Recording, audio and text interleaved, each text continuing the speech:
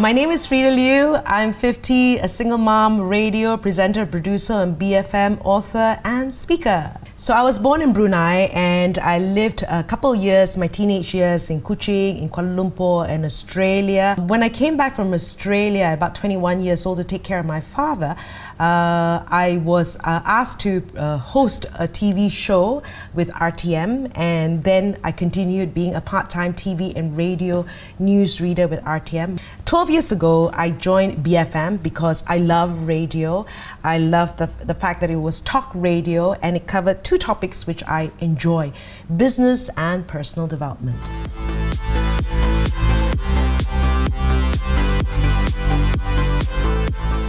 You know, age and looks are underlying factors when it comes to TV. It still is, unfortunately. Fortunately, we have role models like Oprah Winfrey and Ariana Huffington breaking a lot of molds when it comes to race, age, and gender.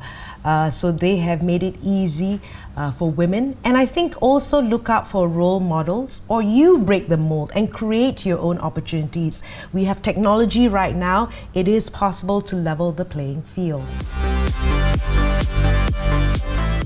All these women of education. So, you know, last year I was asked to be an advocate for World Vision, and I've been a part of World Vision for 20 years, sponsoring 4 children, at one time 5 children, because I believe education will help children around the world. Being an advocate of World Vision in this program called WASH, which is clean water and sanitary hygiene, it's not just about getting education, because a lot of these communities don't even have access to clean water. And when you don't have access to clean water, turning on the tap, you don't go to school. So I'm very proud to be part of World Vision and being an advocate for that, and making sure that all these things are looked into. And when you have an education, the possibilities are more open for you. One of the things I looked at is this thing called the wheel of life, right? I look at my faith, I look at my fitness, I look at my family, I look at my friendships, I look at my finance. So that's one of the areas I look at to be a better individual. One of my strategies is I believe in outsourcing. Apart from my ex-mom-in-law and my mom helping to raise my child, I outsource dinner, I outsource cleaning, I outsource tuition teachers, where tuition teachers came to teach my son, because these are things that I'm not as good.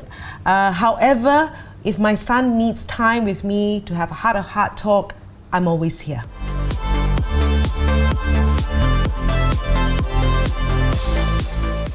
I feel it's important to be financially literate and financially independent.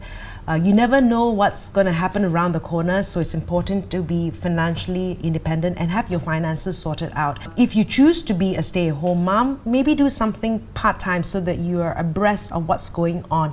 And the reality is that your child's going to grow up and you might have an empty nest syndrome if you have nothing prepared. You know what? You have to ask yourself, are you living to your fullest potential? On your deathbed or when you're 80 years old, are you going to look back in life and have regrets? I want to have no regrets. I want to get out of the comfort zone. I want to make sure that I have lived my life to my fullest potential.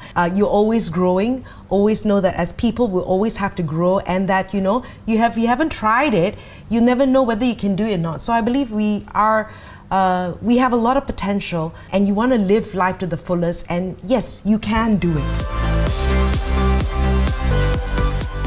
2 things I was very excited about was actually finishing the full marathon about 5 years ago. And I know that, you know, on my deathbed, I will regret never having done a full marathon.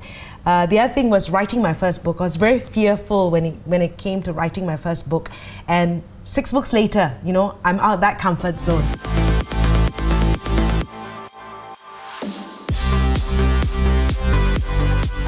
I would choose to challenge the pervasive gender inequality when it comes to raising a family. It is the equal responsibility of both parents to raise the family. So whether it comes to taking care of sick children or ailing parents, right? It's not just the women who have to take time off. Men can also do that, and corporations should also be encouraging when it comes to taking care of a family. So when you're able to do that, right, it really makes a difference.